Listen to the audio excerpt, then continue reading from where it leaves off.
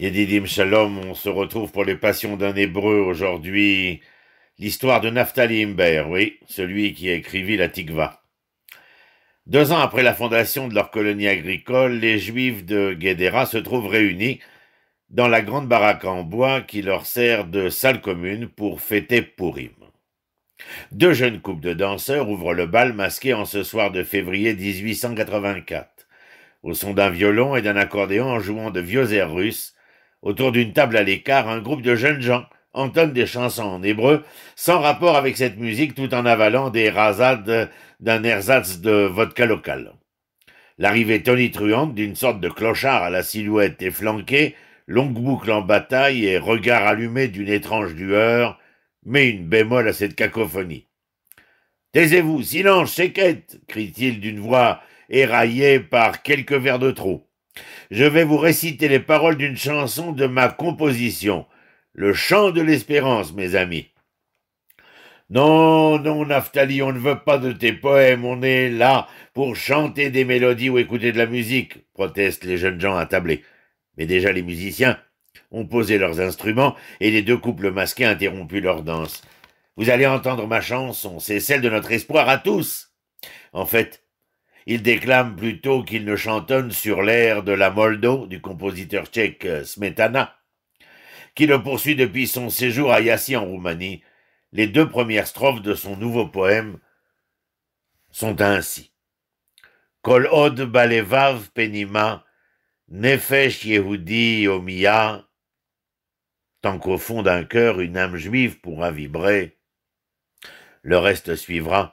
Ces paroles, il les avait improvisées un soir qu'il était hébergé dans la maison de Joseph Feinberg, l'un des 10 premiers fondateurs de la colonie agricole de Rishon LeZion. C'était la seule maison en dur de l'unique rue poussiéreuse du premier village juif.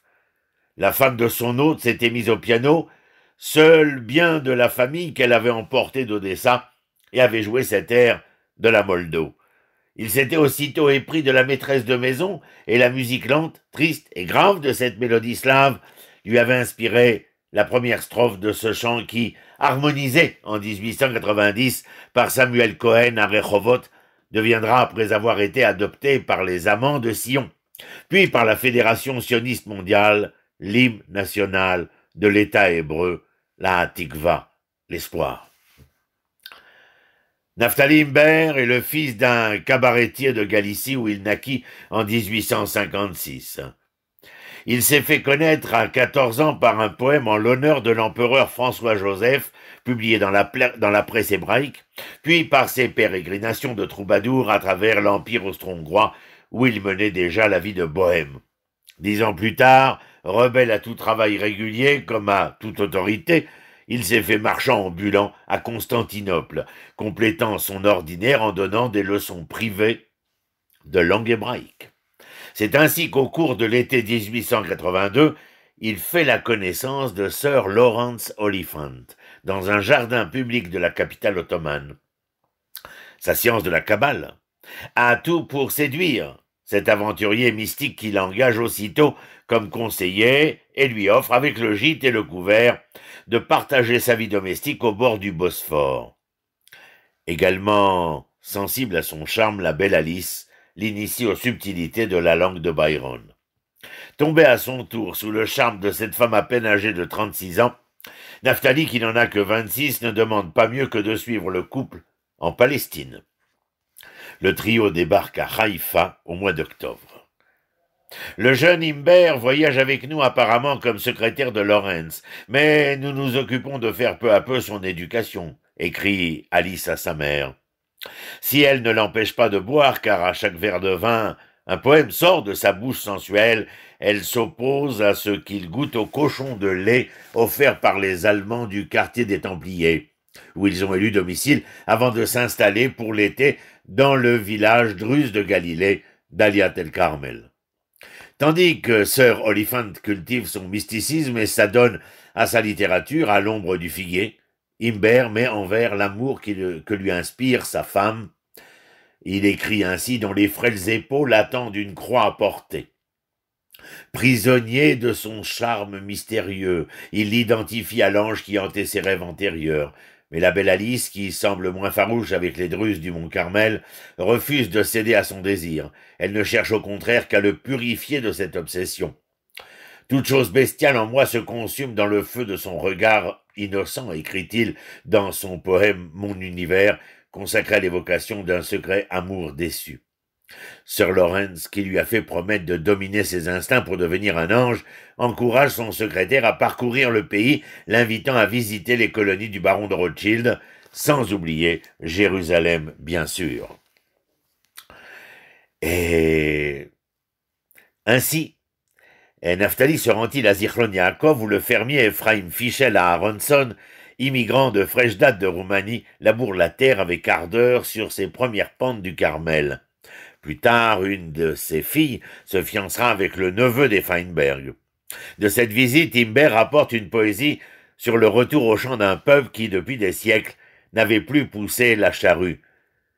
Intitulée « Le drapeau de la révolte de Bar Korba », elle célèbre cette épée léguée à la charrue du premier paysan juif. Elle ne sera jamais publiée, mais restera très populaire chez les colons. Pour lui permettre de gagner un peu d'argent, Sir Lawrence lui fait faire des poèmes sur commande. Imbert accepte notamment d'écrire La garde du Jourdain, un pastiche de la fameuse ode allemande à la garde du Rhin, à la demande d'un fabricant de papier à cigarettes de Jérusalem, concurrent d'un importateur de la marque originale Garde du Rhin. Pour 20 francs, il compose également une ode en l'honneur du rabbin Joseph Moyal, le jour de sa nomination comme consul honoraire d'Iran à Jérusalem. Cet argent, il s'empresse d'aller le dilapider en breuvage et eau de bacchanal dans la taverne de l'allemand Bitzer à Haïfa, où Alice Oliphant a fini par se lasser de régler ses dettes. En vain, Sir Lawrence a-t-il tenté de lui trouver un emploi plus rémunérateur. Après un bref apprentissage chez un horloger de Haïfa en 1884, il lui a d'abord offert une petite boutique sur le port, mais l'affaire a vite périclité. L'année suivante, il cherche à le faire admettre à l'école d'agriculture de Mikvé Israël, peut-être avec l'arrière-pensée de l'éloigner d'Alice que ses excès de boisson irritent autant que son assiduité amoureuse. Un jour qu'il a trop abusé de la bouteille, Imbert manque de se noyer dans les eaux boueuses du lac Roula qui traverse le Jourdain. Sauvé in extremis, il écrit alors la 4e strophe de sa Tikva. Tant que l'eau du Jourdain traversera le lac Kinneret, il y aura place pour l'espoir. C'est encore Sir Oliphant qui va s'occuper de la publication de son recueil de poésie, du nom de Barcaï, comprenant la première version de la Tikva.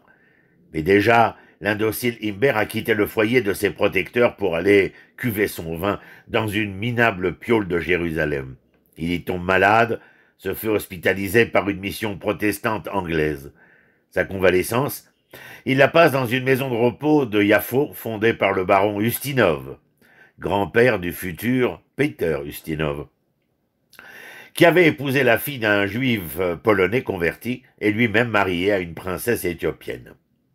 En raison de ses nouvelles fréquentations et de son inconduite, Imbert devient la cible des milieux juifs bien pensants. Le journal Amelitz, publié en Russie, reproche à ce juif du samedi ses liens avec les missionnaires chrétiens.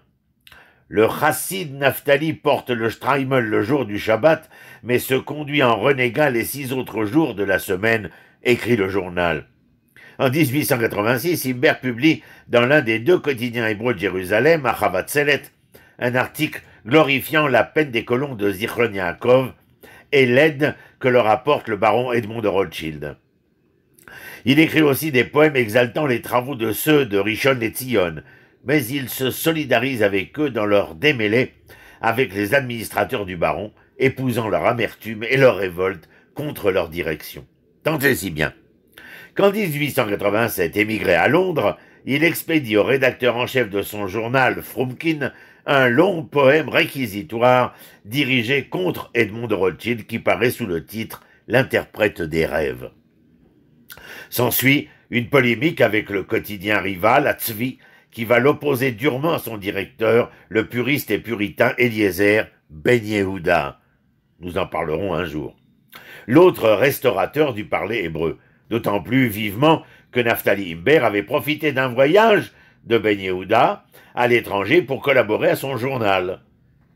Qui est le bouchard? Demande Ben Yehuda dans son éditorial, accusant Frumkin d'avoir publié L'interprète des rêves et Imbert d'avoir partie liée avec les missionnaires chrétiens.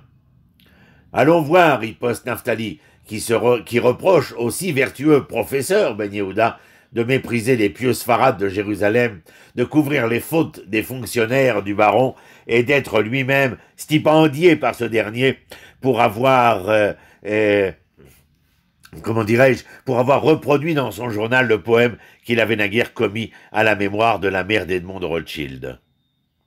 L'affrontement devait perdurer entre ces deux porte-paroles du renouveau hébraïque qui marquèrent l'un comme l'autre. Naphtali Imbert, Eliezer Ben Yehuda, les deux vont marquer la vie culturelle de cette petite communauté de nouveaux immigrants, des pionniers d'Eretz Israël.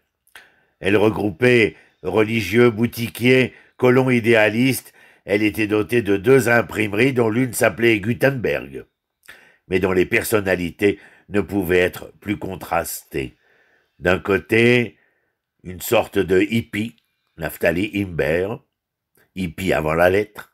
De l'autre, un futur académicien, Yitzhak Perlman, Ben Yehuda, c'était son nom. À très bientôt, dans de nouvelles passions d'un Hébreu. Shalom, shalom.